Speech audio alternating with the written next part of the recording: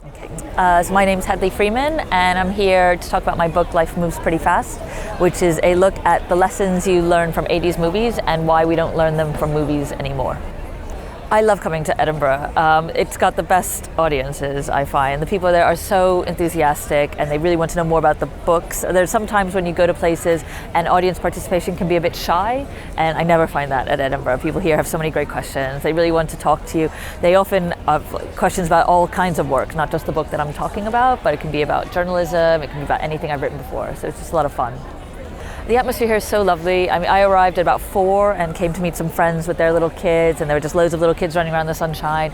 Now the sun is starting to set. You see people kind of cracking open the Prosecco, the grown-ups relaxing. It's just a place that you really feel the whole family can come, which is not true of most festivals, I would say.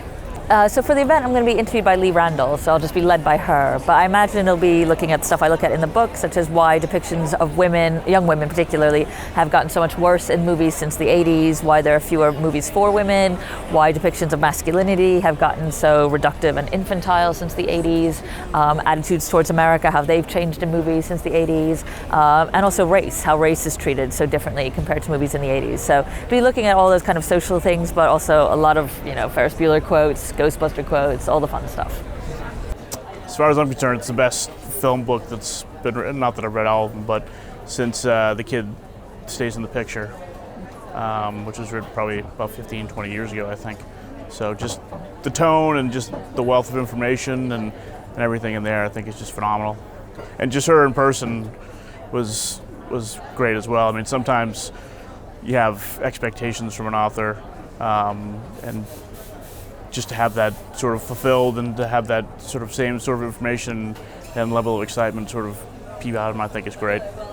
She was even funnier than I thought she would be. It was very conversational and it flowed very easily. It seemed like between the presenter and Hadley, everything worked really well. It's almost like they've been working together for years. I guess my prevailing thoughts about the book festival are, I've been to a number of them in the States. Boston actually has a book festival they do every year. It's about 2 days. And just the scope of everything here is just, it's mind-blowing, it's phenomenal. And I had different periods where I could have come and gone to the festival, so just selecting a time period within the 3 weeks almost was difficult in and of itself. Just trying to fit in as many people as possible that are sort of meeting my two goals, which was either meeting existing authors that I was familiar with and sort of diving in a little bit deeper, but also sort of expanding my horizons and meeting new authors, other folks that you can't necessarily get in the States, which as a bit of a writer myself, I think is something I'm always trying to do. But it's been phenomenal. Just the trip itself has been well worth it just to come here and to do this for 4 days. So.